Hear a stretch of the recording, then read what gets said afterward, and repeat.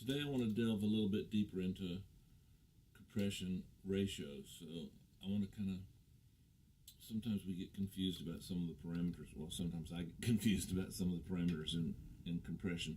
But today I want to focus on just the ratio parameter. I'm going to use a song by my friend Cozy.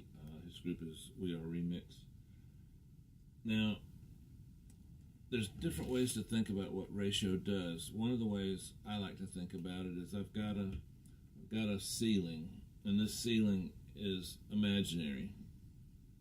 That ceiling sound is trying to bump up against this ceiling. Now, it can go past the ceiling. Now, the ceiling represents, in my mind, the threshold setting on a compressor. Now, not all compressors have a threshold setting. Well, that's another subject. Now, what ratio does is if I've got a sound and I set my ratio of 2 to 1, for every 2 dB above threshold, the ratio says bring it down 1. So if I go 8 dB above threshold, it brings it down to 4 dB. So you can see if I increase the ratio, like say to 16 to 1, every time I go 16 dB above threshold, it would bring it down to 1, or 32 would bring it down to 2. So lower thresholds allow lower ratios allow. So a lower ratio allows more dynamics to take place above threshold. I guess you should say it allows more dynamics to take place, period. So in my mind, I think sometimes lower ratios crank down the threshold, so I get more happening above the threshold, but at a lower ratio. Sometimes I like that combination on stereo buses. Sometimes on basses I might use a more drastic ratio, like 8 to 1, 12 to 1. And I'm going to show you today on a vocal what happens with a couple of different thresholds, a couple of different ratios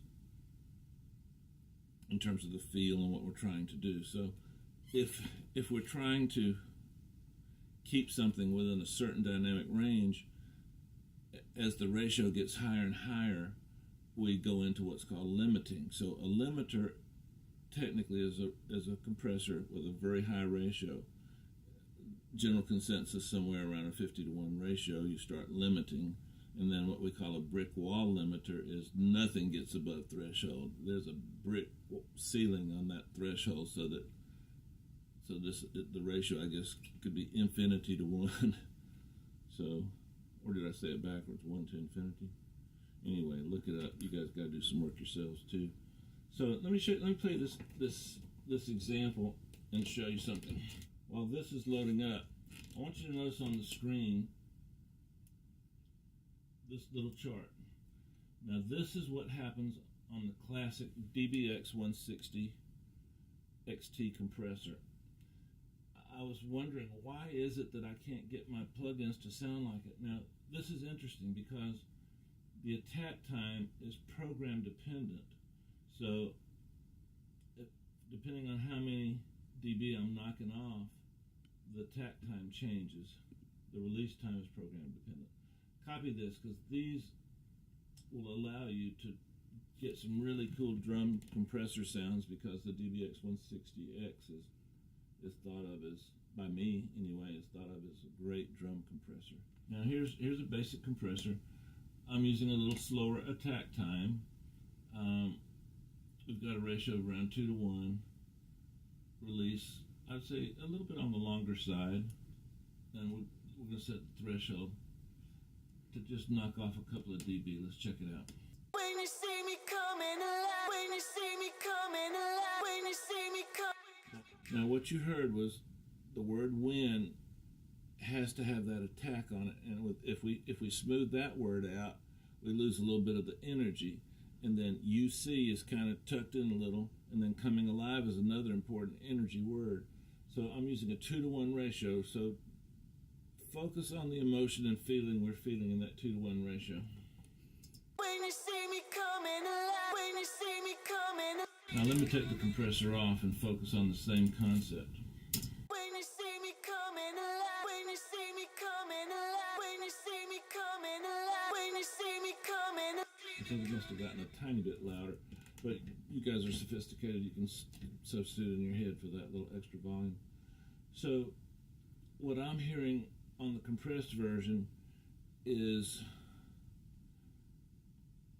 the wind came down, coming came down, and it came to a closer level to the other words, and now we turn the wind and the coming back up to the original level where they were, and now we've brought with those words the level of the other words. So we tried to keep the dynamics and the importance of that energy in those two words, wind and coming, but we've gotten the other words up to start contributing a little bit to the energy too.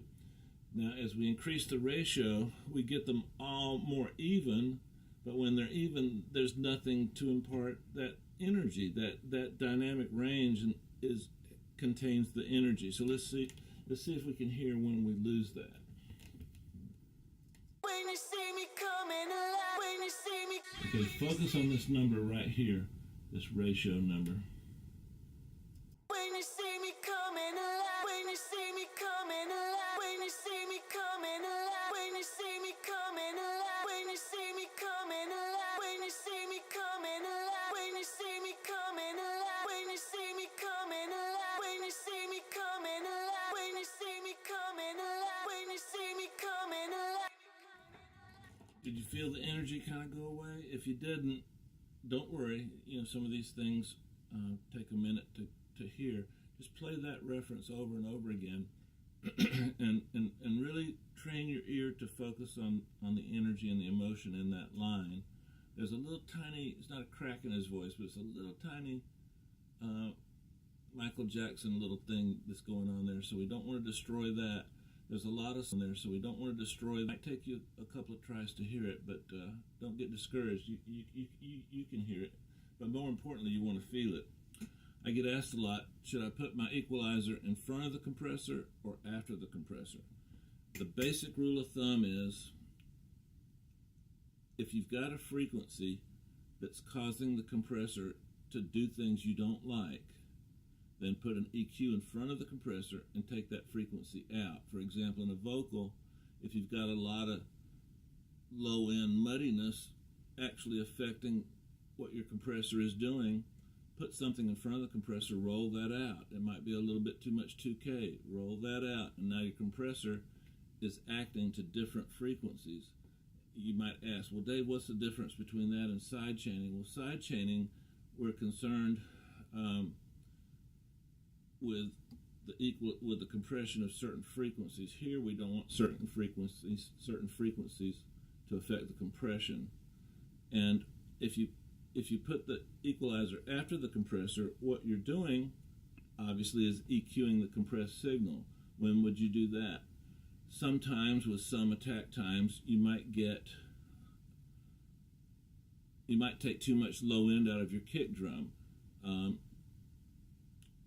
I tend to keep the attack times on my kick drums a little on the high side, 30 to 50, somewhere in there, and that gives me a little bit more low end. And if you've taken off a little bit of low end from the compressor of the kick drum, but adding a little bit of the attack by doing that, then you might want to add a little bit of low end back into the compressor. On some of the side chain stuff I've shown you, the side chain track, I compress the snot out of the drum, and if on a kick I lose so much low end, I'll take an API 550 or a Pultec, and I'll drop that in after the compressor and add those low frequencies back.